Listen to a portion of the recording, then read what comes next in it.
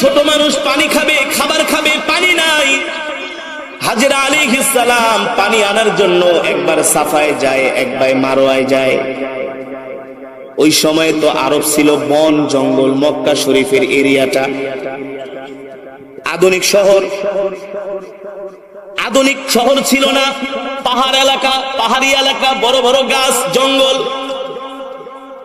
বড় বড় বৃক্ষ ছিল, সেখানে জীবজন্তু ছিল। রাসূলের হাদিস অনুযায়ী পাওয়া যায় আল্লাহর নবীর চাচা হযরত আব্দুল্লাহ ইবনে আব্বাস রাদিয়াল্লাহু তাআলা আনহু রাস্তা দিয়ে হেঁটে যাচ্ছেন। বিশাল একটা সাপ রাস্তার মধ্যে শুয়ে আছে, মানুষজন চলাচল করতে পারে না ভয়ে। আব্দুল্লাহ ইবনে আব্বাস সাপটাকে যায় উদ্দেশ্য করে বলে, ইয়া আইয়ুহাল হাশারাতু ওয়াস-সিবা নাহনু আসহাবু রাসূলিল্লাহি সাল্লাল্লাহু আলাইহি ওয়াসাল্লাম। এ সাপ তাড়াতাড়ি রাস্তা ছেড়ে দে, আমি নবীর সাহাবী বলতেছি। ডাক দেওয়ার সাথে সাথে সাপ রাস্তা ছেড়ে দিয়ে চলে গিয়েছে। আল্লাহু আকবার। তারা আল্লাহ তাআলার সন্তুষ্টি অর্জন করেছেন, এই কারণে সারা পৃথিবীর মাখলুক তাদের কথা শুনতে বাধ্য হয়েছে, ঠিক কিনা বলে? আল্লাহর বান্দারা, ঠিক আমরা যদি আল্লাহ তাআলার গোলাম হয়ে যাই, সারা পৃথিবীর মাখলুক আমাদের কথা শুনতে বাধ্য। কিন্তু আল্লাহর গোলাম আপনি কিভাবে হবেন? আল্লাহর কোরআন ছাড়া তো কোনো উপায় নাই, ঠিক কিনা বলেন? আছে, আল্লাহর কোরআন ছাড়া কোনো উপায় নাই। এই কারণে আল্লাহর কোরআনের তেলাওয়াত আমাদেরকে শিখতে হবে, আল্লাহর কোরআনের তেলাওয়াত আমাদেরকে শিখতে হবে, ঠিক কিনা বলেন? ঠিক। আল্লাহ তাআলা ফেরেশতাদেরকে ডাক দিয়া বলবে, এ ফেরেশতা, তোদের চোখে আমার বান্দার কোনো আমল নাই, কিন্তু আমার বান্দার একটা আবেগী আমল আমার আল্লাহর কাছে জানা আছে, আমি আল্লাহ সংরক্ষণ করে রেখে দিয়েছি। আল্লাহু আকবার। আল্লাহ বান্দার আবেগটাকে কত ভালোবাসে। আপনি 1 লক্ষ টাকা দিলে যে সওয়াব হবে, আপনি অভাবের সময় যদি 5টা টাকা মহব্বতের সাথে দেন, আর যদি বলেন আসমানের মালিক জমিনের মালিক, পকেটে যা ছিল তাই দিয়া দিছি, ঠিক কিনা বলেন? আল্লাহ তাআলার কাছে 5 টাকার মর্যাদাই অনেক বেশি। আল্লাহ বান্দার আবেগ দেখেন, আবেগ। ঠিক হাজেরা আলাইহিস সালাম তার পুত্র ইসমাইল আলাইহিস সালামকে 2 পাহাড়ের মাঝখানে রেখে সন্তানের জন্য পানি খুঁজতে যায়, আবার ভয় পায় সন্তানকে যদি বাঘে খেয়ে ফেলে, জীবজন্তু খেয়ে ফেলে। দৌড়ায় এসে সন্তানকে দেখে, আবার এক পাহাড়ে যায়, আর এক পাহাড় থেকে আর এক পাহাড়ে যায়। আল্লাহ তাআলার সন্তুষ্টির জন্য আল্লাহ তাআলার হুকুম এক বাক্যে মেনে নিয়েছে। ইব্রাহিম আলাইহিস সালাম শুধু রেখে গেছে, কোনো প্রশ্ন করে নাই। হাজেরা আলাইহিস সালাম বলছেন, আপনি যে আমাদেরকে এই গহীন জঙ্গলের মধ্যে রেখে যাচ্ছেন, ঘর নাই, বাড়ি নাই, মানুষজন নাই, জনবসতি নাই, এটা কি আপনার ইচ্ছা নাকি আল্লাহর ইচ্ছা? শুধু একবার আসমানের দিকে ইশারা করছে। কার ইচ্ছা, কার নির্দেশ? দ্বিতীয়বার প্রশ্ন করে নাই। তাহলে চলে যান, যে আল্লাহ আমাদেরকে এখানে রাখার জন্য বলছে, সে আল্লাহ আমাদের সবকিছু। দেখেন আবেগ, ভালোবাসা আল্লাহর প্রতি। 2 পাহাড়ে দৌড়াইতেছে, 2 পাহাড়ে দৌড়াচ্ছে, এই দৃশ্যটা আল্লাহর কাছে ভালো লাগছে। এই কারণে আল্লাহ তাআলা কিয়ামত পর্যন্ত প্রত্যেকটা উম্মতি মুহাম্মদের জন্য লাজিম করে দিয়েছেন। সাফা মারওয়ায় সাই না করলে আপনার হজও হবে না, উমরাও হবে না, ঠিক কিনা বলেন? ঠিক কিনা বলেন? আল্লাহ বান্দার আবেগ দেখেছেন, আবেগ আবেগ আবেগ। আরে জীবনে ওয়াজ তো বহুত শুনেন, ওয়াজ শুনতে বসেও তো আবার অনেক চিন্তা করেন, কিন্তু কোরআনের মাজমায় যদি কোরআনের তেলাওয়াত শুনে দৌড়ায় আসেন পাগলের মতো, আল্লাহু আকবার, পাগলের মতো দৌড়ে আসেন না, আমি আমার রবের জবানের কালাম শোনার জন্য যাচ্ছি। আল্লাহু আকবার। যাত্রাবাড়ি মাদ্রাসার মুহতামিম মহিউসুন্নাহ আল্লামা মাহমুদুল হাসান দামাত বারকাতুহুম হাটাজারি মাদ্রাসা একদিন বয়ান করতেছিলেন সব আলেমদের সামনে। সব হুজুর বলতেছেন যে ভাই কোরআনের একটা পৃষ্ঠা জান্নাতুল ফেরদাউসের চাইতে দামি। জান্নাতুল ফেরদাউসের চাইতে দামি। নবীজি বলছেন, সাহাবীরা আমার উম্মতকে বলে দিও, তোমরা যদি আল্লাহ তাআলার কাছে জান্নাত চাও তাহলে জান্নাতুল ফেরদাউসটা চাইবে, কারণ জান্নাতুল ফেরদাউস হচ্ছে সবচেয়ে উত্তম, সবচেয়ে সুন্দর। ঠিক কিনা বলেন? হযরত বলতেছেন কোরআনের একটা পৃষ্ঠা জান্নাতুল ফেরদাউসের চাইতে দামি। আল্লাহু আকবার। তিনি বললেন জান্নাতুল ফেরদাউস এটা একটা মাখলুক, এটা একটা সৃষ্টি, আল্লাহ তাআলার সৃষ্টি। ঠিক কিনা বলেন? আর কোরআন হলো আল্লাহর জবানের কালাম। কোরআন হলো, আমি আগেই বলেছি, মুলুকুল কালামি কালামুল মুলুক। বাদশার কথা সে তো কথার বাদশা, যে যত বড় তার কথাও তত বড়, প্রধানমন্ত্রী যত বড় তার কথা তত বড়, রাষ্ট্রপতি যত বড় তার কথা তত বড়, মন্ত্রী যত বড় তার কথা তত বড়, এমপি যত বড় তার কথা তত বড়, চেয়ারম্যান যত বড় তার কথা তত বড়, মেম্বার যত বড় তার কথা তত বড়। আমার আল্লাহ কি দুনিয়ার প্রধানমন্ত্রী, রাষ্ট্রপতি? সার্বভৌমত্বের মালিক। সার্বভৌমত্বের সব ধ্বংস হয়ে যাবে, সবার ক্ষমতা তছনছ হয়ে যাবে, সবার সিংহাসন মাটির সাথে মিশে যাবে। আমার আল্লাহ সেই দিন আরশে কুরসিতে বসে বলবে, লিমানিল মুলকুল ইয়াউম। দুনিয়ার রাজবাদশারা কত অহংকার করছস, কোথায় গেল আজকে তোদের ক্ষমতা?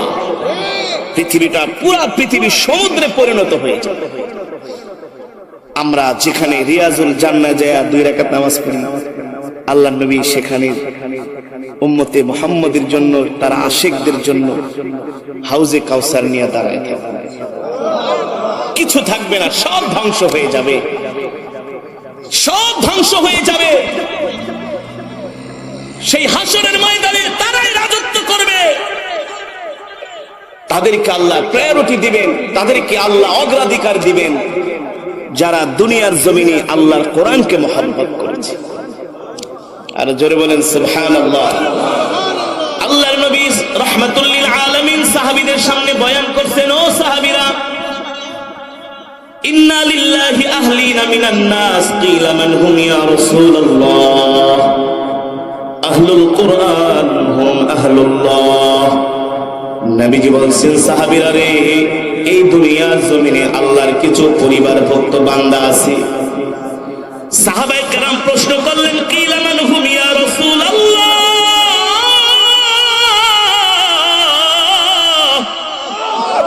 ওগো আল্লাহর নবী, কাদের এমন কপাল ভালো, কাদের এমন খুশনসিব? আল্লাহু আকবার।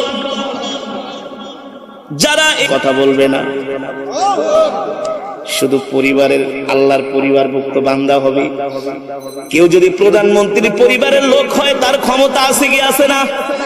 মন্ত্রীর লোক হলে, এমপির লোক হলে, চেয়ারম্যানের লোক হলে, যখন এই মাওয়ায় ফেরি চলতো, কি চলতো, তখন একটা মন্ত্রীর ফোন, এমপির ফোন, অনেক বড় কিছু, অনেক কেমন বড় কিছু ভিআইপি কেবিন রেখে দিত ফেরির মধ্যে, তার জন্য ফেরি আধা ঘন্টা লেট করত। আমি একবার ওয়াজে গিয়েছিলাম আমাদের শরীয়তপুরে, এই সময় খোকা শিকদার আওয়ামী লীগের সভাপতি শরীয়তপুর জেলা, তো তার ভাই শামসুর রহমান সাহেব, আনিস সাহেব, আমি ওয়াজ করে ঢাকায় যাবো। এখন আমাকে শামসুর রহমান সাহেব জিজ্ঞেস করে, ভাতিজা ঢাকায় যাইবা? ফেরিঘাটে তো এখন অনেক বড় সিরিয়াল, তাহলে কেমনে যাইবা? আমি বললাম, আঙ্কেল আপনি তাহলে একটু ফেরিঘাটে বইলা দেন। তো সে বাংলাদেশের একজন নাম করা শিল্পপতি, তার ভাই অনেক বড় নেতা, শুধু ফেরিঘাটে ফোন করছে, এই আমার একটা লোক আসবো, তার গাড়িটা খালি উঠাই দিস আর একটু নিয়ে সসম্মানে একটু কেবিনে বসাইস। গাড়ির নাম্বার বলে দিচ্ছে। ওরে বাপরে বাপ, 3-4 জন দেখি রাস্তার মুখে দাঁড়ায় খালি নাম্বার দেখে লাইট মেরে, 3-4 জনে শুধু গাড়ির নাম্বার দেখে লাইট মেরে মেরে। ফেরিতে আসার পরে, হুজুর আপনি কি স্যারের কিছু লাগেন? না, আমি স্যারের কিছুই লাগি না, আপনার জন্য ফেরিটা ফোন করে দাঁড় করায় রাখছি, আসেন হুজুর উপরে আসেন। আর যারা সরকারি চাকরি, যদি একটু বস ফোন করে দেন, দেখবেন মুখের ফেনা তুলা ফালাইব, স্যার স্যার স্যার, ইয়ে স্যার ইয়ে স্যার। আমাদের শরীয়তপুর জেলার একজন ডিস্ট্রিক্ট জজ ছিল আতর রহমান, সে এখন রিটায়ার করছে। তার সাথে কোর্টে যাইতাম, যত লোক আছে sir sir sir sir sir sir, ji sir ji sir, yes yes yes sir, খালি এই জিকির। তার কিছুই না, তার সাথে আমার ব্লাডের কোনো সম্পর্ক নাই, কোনো কিছু সম্পর্ক নাই, এমনি একটু মহব্বত, তাতে এই অবস্থা। ফোন করে দিছে, ফেরি দাঁড়ায় রয়েছে। আপনাদেরকে আমি বুঝাইতে চাচ্ছি, দুনিয়ার এমপি মন্ত্রী ক্ষমতাবানদের সাথে সম্পর্ক থাকলে সব জায়গায় ফ্যাসিলিটি, সব জায়গায় কি। আপনার যদি মামু খালু থাকে, আপনি রাইতের দিন করে ফেলাইতে পারেন, কথা কয় না, বানায় বললাম। যেই কাজ একজনের দ্বারা 10 বছরের সম্ভব না, খালি আপনার কেউ থাকুক না, আত্মীয় স্বজন, জায়গা মতো 5 মিনিটে কাম হয়ে যাবে। আপনি খালি বসেন, চা খান, আমি সিগনেচার করে নিয়ে। কথা বুঝতে পারছেন? মানে আপনাদেরকে বুঝাতে চাচ্ছি, একটা ক্ষমতাবানের সাথে সম্পর্ক থাকলে যদি দুনিয়াতে এত ফ্যাসিলিটি পাওয়া যায়, এত সুযোগ সুবিধা পাওয়া যায়, তো আল্লাহ নিজে বলছেন এই দুনিয়াতে আমার কিছু পরিবারভুক্ত বান্দা আছে। সুবহানাল্লাহ। কথার ওজনটা বুঝতে পারছেন তো? কে বলছেন? আল্লাহ বলছেন। আল্লাহ আল্লাহ, আল্লাহু আকবার। ইন্না লিল্লাহি আহলিনা মিনান নাস। নবীজি সাহাবীদেরকে বলছেন, এ সাহাবীরা, এই দুনিয়ার জমিনে আল্লাহর কিছু পরিবারভুক্ত বান্দা আছেন। আল্লাহু আকবার। সাহাবায়ে কেরাম জিজ্ঞেস করলেন, কিলা মান হুম ইয়া রাসূলুল্লাহ, ওগো নবী, কাদের এমন কপাল ভালো যারা কিনা আল্লাহর পরিবারভুক্ত বান্দা? নবীজি বলেন, ও সাহাবীরা, যারা দুনিয়ার জমিনে আল্লাহর কোরআনকে মুহাব্বত করে, আল্লাহর কোরআনের তেলাওয়াত করে, আল্লাহর কোরআন অনুযায়ী চলে, নিজের সব কিছু আল্লাহর কোরআনের জন্য বিলায় দেয়, নিজের নফসটাকে দমন করে। আল্লাহর কোরআন বলছে গুনাহ করো না, গুনাহ ছেড়ে দেয়। আল্লাহর কোরআন বলছে ভালো কাজ করো, তারা নেক আমল করে। দুনিয়ার জমিনে তাদের সব কিছু আল্লাহ তাআলার কাছে আত্মসমর্পণ করে। তারাই হলো একমাত্র আল্লাহর পরিবারভুক্ত বান্দা। আল্লাহু আকবার। সাহাবায়ে কেরাম জিজ্ঞেস করলেন, ওগো আল্লাহর নবী, আল্লাহর পরিবারভুক্ত বান্দা হলে সুযোগ সুবিধা? সরকার দো আলম বলেন, সুযোগ সুবিধা মানে হাসরের ময়দানে বিনা হিসাবে জান্নাত। আর জোরে বলেন সুবহানাল্লাহ। ফেরেশতারা দেখবে আর সেলুট দেবে, বলবে, যান যান, আপনাদের জন্য জান্নাতের দরজা খোলা। আল্লাহু আকবার। জান্নাতের হুরেরা ডাকতে থাকবে, জান্নাতের গিলমানরা ডাকতে থাকবে, আর ফেরেশতারা ডাক দিয়া বলবেন, আহলান ওয়া সাহলান মারহাবান বিকুম, আপনারা আল্লাহর পরিবারভুক্ত বান্দা, আপনারা ভিভিআইপি বান্দা, আপনাদের জন্য আল্লাহ তাআলা জান্নাতের দরজাকে খুলে রেখেছেন। আল্লাহু আকবার। জোরে বলেন আল্লাহু আকবার। এই কারণে যুবক মুসলমান, হাতে ধরি, পায়ে পড়ি, দুনিয়ার এই জিন্দেগিটা, হায়াতের সময়টা হেলায় খেলায় কাটিয়ে দিয়েন না। প্রতিটা সেকেন্ডের হিসাব, প্রতিটা মিনিটের হিসাব মাওলার কাছে দিতে হবে। মাওলার কাছে। অনেকে কোরআন শরীফ পড়তে পারেন না। তলাবুল ইলমি ফরিইদাতুন আলা কুল্লি মুসলিম। দ্বীন ইলম শিক্ষা করা প্রত্যেকটা মুসলমান নরনারীর উপরে ফরজ। ঠিক কি না বলেন? কোরআন শিখতে হবে বাধ্যতামূলক। কোরআন শিক্ষা করা ছাড়া কোনো উপায়, বাধ্যতামূলক কোরআন শিখতে হবে। নামাজ আজকে ভুল পড়ছেন, আল্লাহ জিজ্ঞেস করবে, বান্দারে 70 বছরের হায়াত দিছিলাম, কোন কাজে ব্যয় করছস? বল বল। নামাজের মধ্যে ভুল, ওযুর মধ্যে ভুল, সবকিছুর মধ্যে ভুল। কারণটা কি বান্দা? তুই তো মাত্র অস্তিত্বহীন ছিলি, সেখান থেকে আমি তোকে অস্তিত্ববান করেছি। হায়াত দিয়েছি, চোখ দিয়েছি, হাত দিয়েছি, কান দিয়েছি, কোটি কোটি টাকার মালিক বানাইছি, সম্পদের মালিক বানিয়েছি, ক্ষমতা দিয়েছি, দিয়েছি, সব কিছু দিয়েছি, অর্থবিত্ত, কোনো কিছুর অভাব ছিল না, কিন্তু তুই আমার কোরআন কেন শিখলি না? আল্লাহ জিজ্ঞেস করবে না ভাই? জোরে বলেন, আল্লাহ জিজ্ঞেস করবে না? তাহলে আমাদের আল্লাহর কোরআন শিখার দরকার আছে কি আছে না? জোরে বলেন, আছে কি আছে না? আল্লাহর কোরআন শিখতে হবে কি হবে না? এ কারণে অনেক মা বোনরা কোরআন পড়তে পারে না ঘরের মধ্যে, অনেক সন্তানরা কোরআন পড়ে না। হাসরের ময়দানে আল্লাহর কাছে আপনাকে জবাব দিতে হবেই হবে। আল্লাহ জিজ্ঞেস করবে, তুই নিজে কোরআন পড়স নাই, সন্তানদের কোরআন পড়াস নাই, স্ত্রীকে কোরআন পড়াস নাই, কারণটা কি? আজকে আমি আল্লাহ তোকে ছাড়বো না, ঠিক কিনা বলেন? এ কারণে কোরআন শিখবেন তো, শিখবেন তো, বিশুদ্ধ ভাবে কোরআন শিখতে হবে। মাদ্রাসায় যে হাফেজদেরকে ডাক দিয়া বলবেন, হাফেজ সাহেব একটু কোরআনটা শিখায় দেন। ও নবী, আপনি হতাশ হবেন না, ঘাবড়াবেন না, মন খারাপ করবেন না। আমি আল্লাহ আপনাকে যে কোরআন দিয়েছি, এই কোরআন দিয়ে আপনি মক্কার মানুষদেরকে চিকিৎসা করেন, এই কোরআনের মেডিসিন তাদের মাঝে ঢুকায় দেন। দেখবেন কোরআনের মেডিসিন পাওয়ার পরে তারা সমস্ত গুনাহ থেকে দূরে থাকবে, ঠিক কিনা বলে? একজন বোন পাহাড়ের পাদদেশ দিয়ে মক্কার যুবকদেরকে দেখে দৌড় শুরু করছে। যুবকরা ডাক দিয়া বলে, ইয়া উখতি তালহিনা কিফ, ও বোন তুমি এদিকে আসো, এত জোরে দৌড়ায়ও না, তুমি দাঁড়িয়ে যাও। আরবের মহিলারা ডাক দিয়া বললেন, তোমরা মক্কার যুবকরা ভালো না, তোমাদের চরিত্র খারাপ। দুইজন যুবক ডাক দিয়া বললেন, আমাদের কি চরিত্র খারাপ? বলে, তোমাদের চরিত্র খারাপ হলো তোমরা মা বোনদের ইজ্জত নষ্ট করো, সম্ভ্রম নষ্ট করো, মা বোনদেরকে তোমরা ধর্ষণ করো, লাঞ্ছিত করো, তাদের ইজ্জত ছিনিয়ে নাও। মক্কার যুবক ডাক দিয়া বলল, বোন তুমি ঠিকই বলেছ, আগে ছিলাম আমরা মহিলাদের ইজ্জতের জম, আগে আমরা মহিলাদের ইজ্জত নষ্ট করতাম, সম্ভ্রম নষ্ট করতাম। ওই বোন ডাক দিয়া বলে, এখন কি তোমরা ভালো হয়ে গিয়েছো? বলে, হ্যাঁ, আগে ছিলাম আমরা নারীদের ইজ্জতের জম, আর এখন হলাম আমরা নারীদের ইজ্জতের পাহারাদার। আর জোরে বলেন সুবহানাল্লাহ।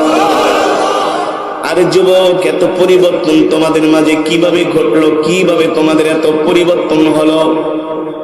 যুবকরা ডাক দিয়া বলে, বোন তুমি কি জানো না, এই মক্কার জমিনে একজন নবীর আবির্ভাব ঘটেছে, যার নাম হলো মুহাম্মদ ইবনে আব্দুল্লাহ। আল্লাহু আকবার। নাম কি? মুহাম্মদ ইবনে আব্দুল্লাহ। ও বোন, যেই দিন থেকে মুহাম্মদ ইবনে আব্দুল্লাহর হাতে হাত রেখে কালেমা পড়ে মুসলমান হয়েছে, আল্লাহর কসম করে বলি, আল্লাহি রব্বুল কাবা, কাবার রবের কসম খায়া বলি, সেই দিন থেকে মহিলাদের ইজ্জত নষ্ট করা তো দূরের কথা, সেই দিন থেকে আমরা মহিলাদের ইজ্জতের পাহারাদার হয়ে গেছি। ওই বোন ডাক দিয়া বলল, যুবক এত ভালো কিভাবে হলা? বলে, আমাদের মুহাম্মদ ইবনে আব্দুল্লাহ আল্লাহর পয়গম্বর মেরে কেটে কোন আইন করে আমাদের ভালো করাতে পারে নাই, কিভাবে এত ভালো হলা? বলে, বোন মুহাম্মদ ইবনে আব্দুল্লাহ আল্লাহর পয়গম্বর মুহাম্মদ সাল্লাল্লাহু আলাইহি সাল্লাম আমাদেরকে কোরআন শিক্ষা দিয়েছেন, আর ওই কোরআনের মধ্যে আল্লাহ বলছেন, ওয়ালা তাকরাবুজ জিনা ইন্নাহু কানা ফাহিশা। আল্লাহ বলে, নবী দুনিয়ার মানুষদেরকে বলে দেন, ও আমার হাবিব দুনিয়ার মানুষদেরকে বলে দেন, দুনিয়ার মানুষ যাতে জিনা ব্যভিচার না করে, কারণ জিনা ব্যভিচার করা হলো শয়তানের কাজ, কখনো মুসলমান মুমিনের কাজ হতে পারে না, ঠিক কিনা বলি? আল্লাহর নবীর জবানে এই কথা শুনে জিনা করা ছেড়ে দিয়েছি। আল্লাহু আকবার। আজকে বাংলাদেশে ইপপিচিং হয়, ধর্ষণ হয়, পুলিশ কোনো আইন করে বন্ধ করতে পারে না, মামলা দিয়া ইপপিচিং ধর্ষণ বন্ধ হয় না, চুরি ডাকাতি বন্ধ হয় না, মানুষের সম্পদ আত্মসাৎ করা বন্ধ হয় না। আল্লাহর কসম করে বলি, বর্তমান প্রচলিত আইন দিয়া, গণতন্ত্র দিয়া কখনো মানুষের অধিকার প্রতিষ্ঠিত করা যাবে না। আল্লাহর কোরআন ছাড়া কি ছাড়া? মুসলমানদেরকে কোরআন শিক্ষা দেয়া দেন, দেখবেন এমনিতেই ভালো হয়ে যাবে। মুসলমান যুবকদেরকে কোরআনের মজমায় ডেকে ডেকে কোরআন শিখান, আল্লাহ তাআলার ভয় দেখান, জাহান্নামের আলোচনা শোনান, জান্নাতের আলোচনা শোনান। দেখবেন আল্লাহর ভয়ে তারা দুনিয়ার সমস্ত অপরাধগুলো বন্ধ করে দিবে। ঠিক কিনা বলি? সৌদি আরবে যদি আপনি 1 কোটি টাকা হাতে নিয়ে রাত্রিবেলা যদি রাস্তা দিয়ে ঘোরেন, কেউ আপনার দিকে ফিরেও তাকাবে না। কথা বলে কোন সুন্দরী কন্যা যদি সৌদি আরবে রাত 2টা বাজে একা একা রাস্তায় বের হয়, তার দিকে কোন যুবক চোখ তুলে? আর আপনি যদি 500 টাকার একটা নোট নিয়ে শিবচর থেকে বাসে ওঠেন, সায়দাবাদ নামার আগে দেখবেন আপনার টাকা শেষ পকেটে। হয় পকেট নিয়েছে, নাহলে পকেট কাটছে দুটার একটা। আর যদি কোনো বোন একা একা শিবচর থেকে ঢাকায় যায়, দেখবেন কতগুলো কুত্তা তার পিছনে লেগে যাবে। কথা বল, বাস্তব নাকি অবাস্তব? অথচ সৌদি আরবে যদি পৃথিবীর সব সুন্দরী মেয়েরা একা একা রাস্তায় বের হয়, কেউ কারো দিকে ফিরে তাকাবে না। কারণ কি? মায়ের উপরে কোনো ওষুধ নাই। আল্লাহর কোরআনের আইন আছে, সে দেশে কি আছে? হাতে গোনা কয়েকটা আইন, সব আইন নাই। যদি কোন যুবক কোন বেগানা মহিলার দিকে চোখ তুলে তাকায়, যদি কোন রকম তার নামে থানায় যে কোনো মামলা হয়, তার বাঁচার কোনো। আর যদি জোরপূর্বক ধর্ষণ করে, তাহলে তার গলা কল্লা আলাদা করে ফেলা হবে, পাথর মেরে হত্যা করা হবে। ঠিক কিনা বলেন? কোন চোর যদি একবার চুরি করে, চোরের হাত কেটে দেওয়া হবে। আর হাত কাটার পরে ওই ভয়ে আর মানুষ কোনোদিন চুরির ধারে কাছেও যাবে না। যেমন সৌদি আরবের আদালতগুলোতে কিরামান কাতিবিনা ইয়ালামুনা মা তাফআলুন, কিরামান কাতিবিনা ইয়ালামুনা মা তাফআলুন। আল্লাহু আকবার। আল্লাহ বলে, বান্দা যা করবি সাবধান, আমি কিন্তু 2 কান্তে 2টা ফেরেশতা নিযুক্ত করে রেখেছি। 24 আওয়ার্স তোদেরকে অবজারভেশন করা হয়। ঠিক কিনা বলেন? তোদের গতিবিধি লক্ষ্য করা হয় রে বান্দা। ছোট থেকে ছোট, আদনা থেকে যদি আদনা গুনাহ করো, সব রেকর্ড হয়ে যাবে। আর আমি আল্লাহ এমন করে রেকর্ড করে রাখছি, ওয়াকুল্লা ইনসানিন আলজামনাহু তাইরাহু ফি উনুকি ওয়া নুখরিজু লাহু ইয়াওমাল কিয়ামাতি কিতাবান ইয়ালকাহু মানশুরা ইকরা কিতাবাকা কাফা বিনাফসিকা আল-ইয়াওমা আলাইকা হাসিবা। আল্লাহু আকবার। আল্লাহর কোরআন থেকে পড়লাম। কথা বলে, আল্লাহর কোরআন কি মিথ্যা? সন্দেহ আছে? যালিকাল কিতাবু লা রাইবা ফি। আল্লাহ তো শুরুতেই চ্যালেঞ্জ করছে, আমার কিতাবের মধ্যে কোনো সন্দেহ নাই, সন্দেহের অবকাশও নাই। আল্লাহ বলছে, বান্দারে, যদি কোনো অপরাধ করো, হাসরের ময়দানে আমি তোদের সব আমলনামা তোদের গলার মধ্যে ঝুলায় দিব। আর আমি আল্লাহ নিজে তোদেরকে বলবো, তোরা তোদের আমলনামা পড়। ইকরা কিতাবাক, পড় রে বান্দা, তোরা আমলনামা পড়। সেদিন দেখা যাবে আমলনামার ভিতরে চুরি আছে, ডাকাতি আছে, জিনা আছে, মানুষের সম্পদ আত্মসাৎ করা আছে, ক্ষমতার দাপট দেখায়া মানুষের উপর জুলুম অত্যাচার করা আছে। ঠিক কিনা বলে? আল্লাহ বলে, আমি ছাড়বো না। এই দুনিয়ার জমিনে মানুষ যখন আল্লাহকে ভয় করে, তার দ্বারা কখনো গুনার কাজ সংগঠিত হয়। আর আল্লাহকে ভয় না করলে দুনিয়ার কোন পুলিশ, আর্মি, র্যাব দিয়া কখনো অন্যায় থেকে দূরে সরানো যায়? জোরে বলেন, যায়? যায় না। আল্লাহকে ভয় করতে হবে, ভয় করার মতো ভয় করতে হবে। আল্লাহর বান্দারা, যেটা বলছিলাম, ওই যে একজন শিল্পী, আমি অনুষ্ঠানে তেলাওয়াত করলাম এই সূরা রহমান, তেলাওয়াতের শেষে এসে আমাকে ডাকলো, হুজুর একটু এদিকে আসেন। আমার সাথে মুসাফা করার জন্য দাঁড়ায়া কোলাকুলি করলেন। তার পাশের চেয়ার আমাকে বসাইলেন। বসে বলে, হুজুর এই সুরগুলো কোত্থেকে শিখছে? আমি বললাম কেন? আপনি কি সারেগামা ঠারেগামা শিখছেন নাকি? কারণ সে তো শিল্পী মানুষ, যে কোনো শিল্পী গান গাইতে গেলে আগে সারেগামা শিখায়। কি শিখায়? হ্যাঁ, মানে ইবতেদা শুরু করায় হারমোনি দিয়া। সারেগামা এগুলা শিখা ছাড়া কোনোদিন সে গানের সুর ধরতে পারবে না, যদি ক্লাসিক্যাল শিল্পী হইতো। আমি বললাম জি না, আমি তো সারেগামা শিখবো কোত্থেকে, আমি তো হুজুর মানুষ। তা আপনি এই সুরগুলো কোথায় শিখছেন? আমি বলছি আমি তো কেরাত পড়ছিলাম মিশরে, যাই সেখান থেকে শিখছি। কিভাবে শিখায় এই সুরগুলো? আমি বলি আমাদের তেলাওয়াতের 8টা সুর আছে। কয়টা সুর? এত চমৎকার করে কেমনে পড়েন, একেবারে হাই আবার লো, আবার কত সুন্দর কাজ, হৃদয় ছুঁয়ে যায়। হৃদয়, হুজুর বিশ্বাস করেন আমার হার্ট টাচ হয়েছে, আমার হৃদয় লেগেছে আপনার তেলাওয়াত। এত নিখুঁত, এত স্মুথলি, কত সুন্দর সুর আপনাদের, কিভাবে শেখা সম্ভব? আমি বললাম ভাইজান, আল্লাহর কোরআন হলো পৃথিবীর শ্রেষ্ঠ সুর। আল্লাহর কোরআনের সুর হলো পৃথিবীর সুরের জাদুকর। ঠিক কিনা বলেন? এ কারণেই তো নবীজির জবানে কোরআন শুনে বয়ান করা লাগে নাই। কি করা লাগে নাই? নবীজির বয়ান লাগে নাই, শুধু তেলাওয়াত শুনছে কাফেরেরা। আবার রাত্রবেলা নবীজির জবানে কোরআন শুনতো, দিনের বেলা বিরোধিতা। দিনের বেলা কি করতো? যে শুনতো সেই যে আবার চায়ের দোকানে সকালবেলা বলতো, এই মোহাম্মদের বাড়ির ধারে কাছেও কেউ যাবা না কিন্তু, সাবধান। ওরা কিন্তু রাত ভরে কি করছে? শুনেছে। ওরা রাত ভরে শুনেছে, রাত্রে ঘুমায় নাই, ঘুম বাদ দিয়া। আবু জেহেল তো একদিন তার স্ত্রী উম্মে জামিল ঘুমায় আছে স্ত্রীকে নিয়ে, রাত 2টা বাজে। আবু জেহেল ঘড়ির দিকে তাকায় যে কখন স্ত্রী ঘুমাবে আর কখন সে ঘর থেকে বের হবে। আল্লাহু আকবার, যুবক আল্লাহু আকবার বলেন।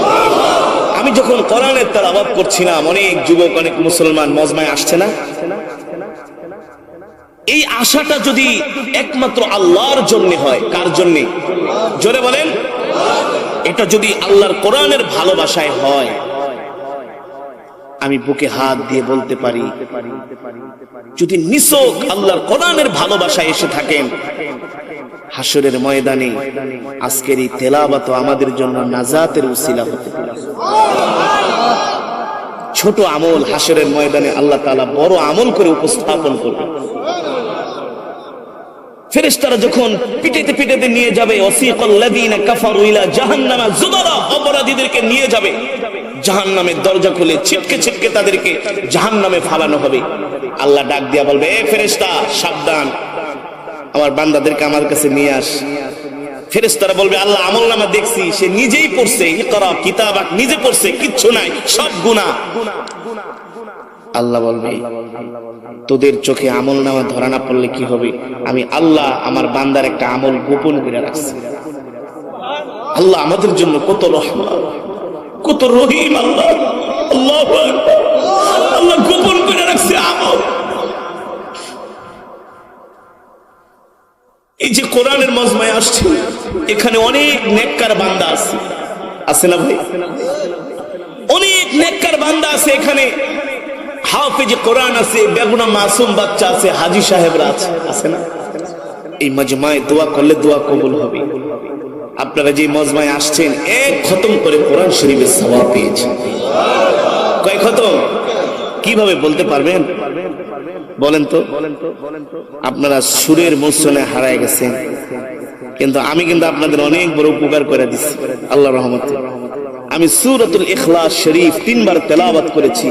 সাহাবী আবু সাঈদ আল খুদরি রাদিয়াল্লাহু তাআলা আনহু থেকে হাদিসটি বর্ণিত, নবীজি বলেন, কেউ যদি সূরাতুল ইখলাস 3 বার তেলাওয়াত করে, আল্লাহ তাআলা তার আমলনামায় এক খতম কোরআন শরীফের সওয়াব দান। কয় খতম? আরো জোরে বলুন, কয় খতম? এক খতম কোরআন শরীফের সওয়াব আল্লাহ আমাদের আমলনামায় দান করেছেন। আল্লাহ ফেরেশতাদেরকে ডাক দিয়া বলবেন, এ ফেরেশতা, আমার বান্দাদেরকে জাহান্নামে ফেলো না। ফেরেশতারা বলবে, আল্লাহ আপনার বান্দার আমলনামার ভিতরে কোনো নেক পাই না, কোনো নেক পাই না, সব শুধু গুনাহ, সব শুধু গুনাহ। আল্লাহ বলবে, ফেরেশতা একদিন গভীর রজনীতে কোরআনের তেলাওয়াত হয়েছিল,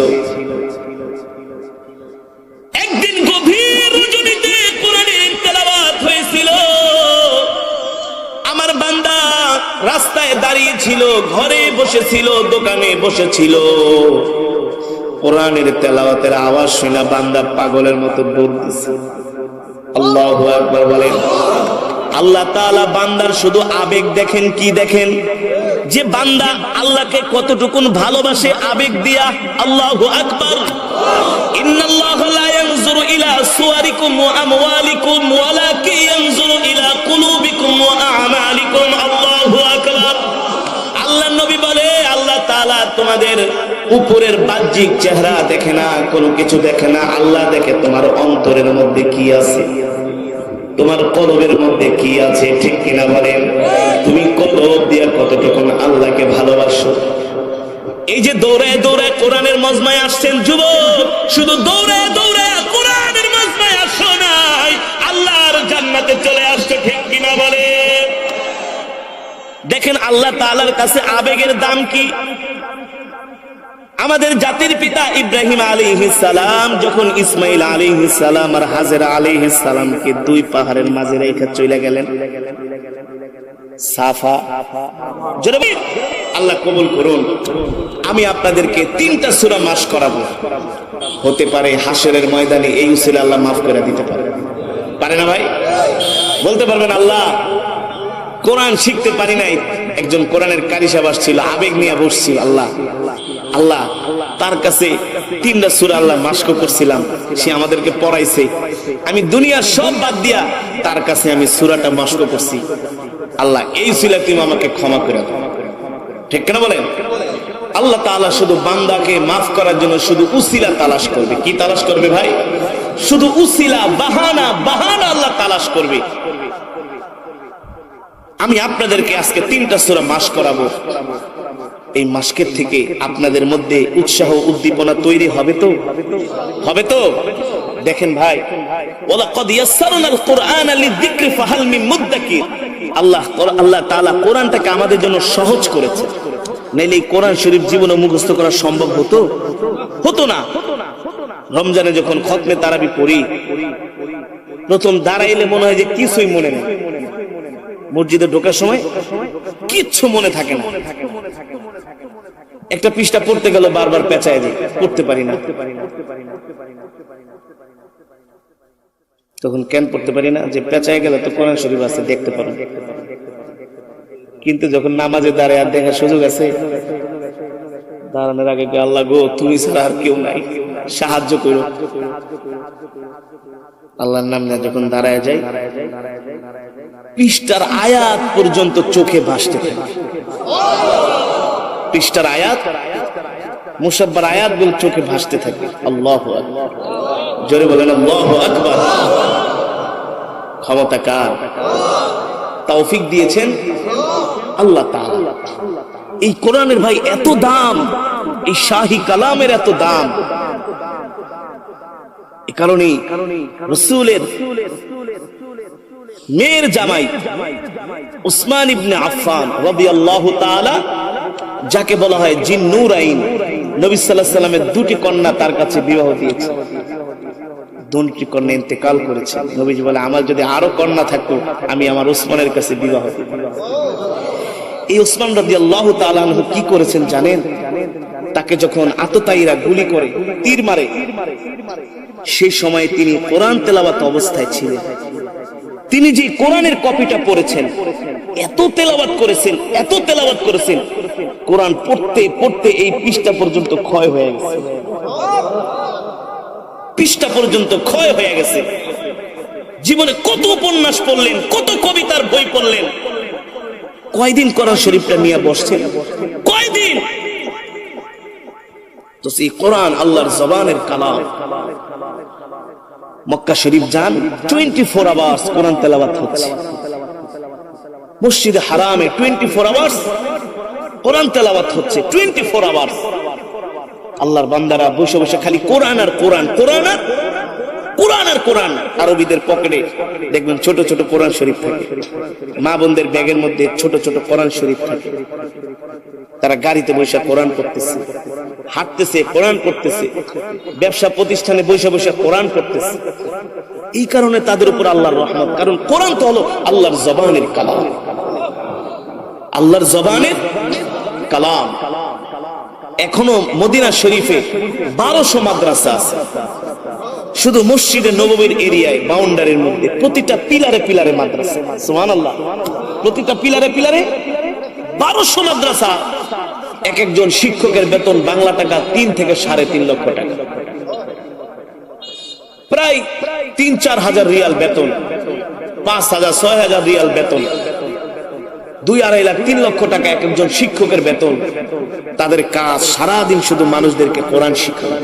আল্লাহু আকবার, জোরে বলেন আল্লাহু আকবার। আচ্ছা বলেন, কোরআনে যদি এত গুরুত্ব না থাকতো এভাবে কোরআন শিখাতো? বাংলাদেশে শুধু মাদ্রাসাগুলোতে কোরআন শিখায়, কলেজ ইউনিভার্সিটিতে এখন আর কোরআনের শিক্ষা নাই, প্রাইমারিতেও কোরআনের শিক্ষা নাই। যে অবস্থা হচ্ছে, আপনারা যদি আল্লাহর কোরআন আঁকড়ে না ধরেন, আর 10-20 বছর পরে এ জাতি গোমরা হয়ে যাবে, বেঈমান হয়ে যাবে। এইভাবেই চক্রান্ত করা হচ্ছে, প্রাইমারি থেকে ধর্মীয় শিক্ষাগুলো বাদ দেওয়া হচ্ছে, কঠিনভাবে চক্রান্ত করে সূক্ষ্ম ষড়যন্ত্রের মাধ্যমে ধর্মীয় শিক্ষাকে এখন তারা ঐচ্ছিক করেছে। এটা পরীক্ষায় আসবেন, মন চাইলে পড়েন, না মন চাইলে। এটা কি মগের মূল্য? এটা মগের মূল্য। হাজী শরীয়তুল্লাহ রহমতুল্লাহ আলাইহিরা এদেশের মানুষদেরকে বিনা টাকায় কোরআন পড়িয়েছে, সূরা শিখিয়েছেন, নামাজ শিখিয়েছেন। কেন শিখিয়েছেন? যাতে মুসলমান আল্লাহর কোরআনের সাথে সম্পর্ক করতে পারে, ঠিক কিনা বলেন? ভাই, আমাদের নিজ দায়িত্বে কোরআন পড়তে হবে, উপায় নাই। কোরআনের সাথে যদি সম্পর্ক রাখেন, ইন্তেকালের সাথে সাথে ইদা উদি আল মাইয়িতু ফি কবরিহি জাআল কুরআনু ইনদা রাসিহি, কোরআন আপনার আমার কবরে যায়া মাথার সামনে দাঁড়ায় থাকে। সুবহানাল্লাহ বলেন। ওই কবরে সন্তান যাবে না, স্ত্রী যাবে না, পরিবার পরিজন কেউ যাবে না, ঠিক কিনা বলেন? কবর এমন এক ঘর, আল্লাহর নবী বলছেন, বাবা আমার কথা না, ইদা উদি আল মাইয়িতু ফি কবরিহি জাআল কুরআনু ইনদা রাসিহি, যখন আমাদের ইন্তেকাল হয়ে যাবে, সন্তান বাবা বাবা বলে চিৎকার করবে, স্ত্রী স্বামী স্বামী বলে চিৎকার করবে, কোনো লাভ হবে না, কোনো কাজে আসবে না। ওই অন্ধকার কবরে আমাদের সাথে কেউ সাথী হবে না, সঙ্গে হবে না। যদি আমরা আল্লাহর কোরআনের সাথে সম্পর্ক রাখি, আমাদেরকে যখন কবরের মধ্যে ঢোকানো হবে, আল্লাহর কোরআন যে মাথার সামনে পাহারা দিবে। আল্লাহু আকবার। ফেরেশতারা এসে জিজ্ঞেস করবে, এই কবরের মধ্যে আপনি কে? আল্লাহর কোরআন বলবে আমি কে। এই কথা প্রশ্ন দেওয়া, উত্তর দেওয়ার আগে কবর থেকে চলে যান। বলে কেন চলে যাব? আল্লাহ তাআলা তো আমাদেরকে পাঠিয়েছেন সওয়াল জবাব করার জন্য। আল্লাহর কোরআন বলবে না না না, এখন আর সময় দেওয়া হবে না। আপনি কেন সময় দিবেন না? বলবে সে ছিল দুনিয়াতে আমার সবচেয়ে কাছের বন্ধু। ফেরেশতারা বলবে তার কোনো প্রশ্ন করা যাবে না। আবার দেখবে তার কবর আলোকিত, তার কবরের মধ্যে আলো ছড়িয়ে আছে। আল্লাহু আকবার। জান্নাতের খুশবুর ঘ্রাণ তার কবরের মধ্যে পাওয়া যাচ্ছে। আল্লাহর কোরআন ওই ফেরেশতাদেরকে কাছে আসতে দিবে না। ফেরেশতারা এক পর্যায়ে বলবে, ঠিক আছে আমরা চলে যাব, কিন্তু আপনার পরিচয়টা আমাদের কাছে দেন। আল্লাহর কোরআন বলবে, শোনেন ফেরেশতা, আপনারা হচ্ছেন আল্লাহর একদল বিশেষ বাহিনী ফেরেশতা।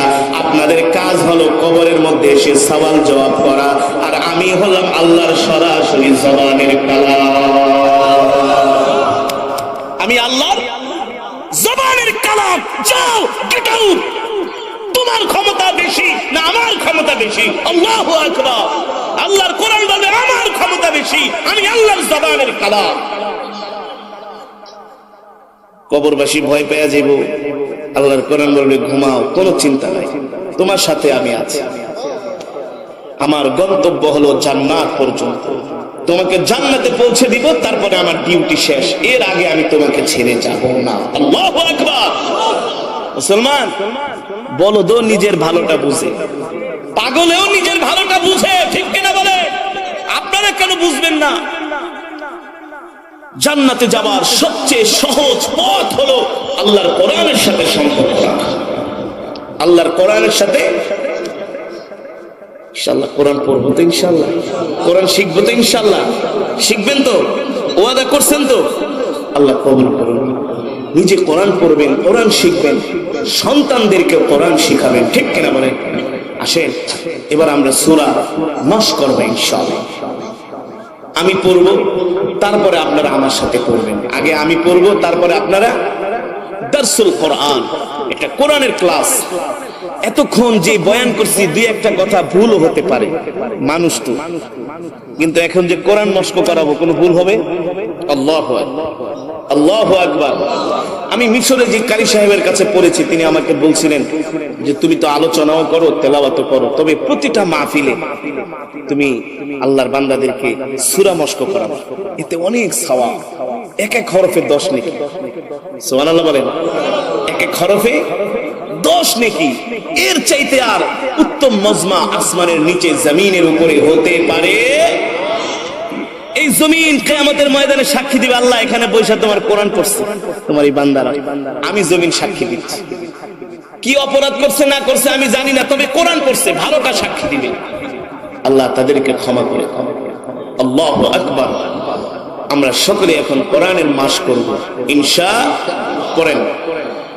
আউযু বিল্লাহি মিনাশ শাইতানির রাজীম।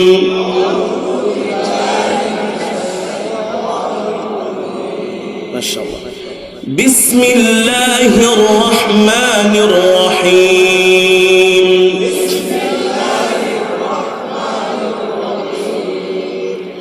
বিসমিল্লাহির রহমানির রহিম।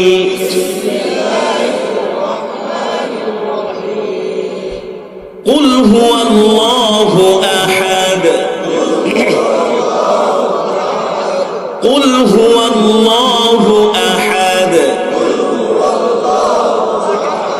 আল্লাহুস সামাদ। মাশাআল্লাহ। لم يلد ولم يولد. لم يلد ولم يولد. ولم يكن له كفوا أحد. بسم الله الرحمن الرحيم. قل أعوذ برب الفلق. من شر ما خلق. ومن شر غاسق إذا وقب.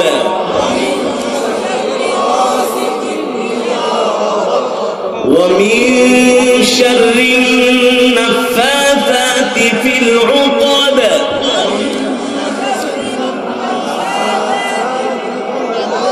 ومن شر حاسد إذا حسد. بسم الله الرحمن الرحيم. بسم الله الرحمن الرحيم.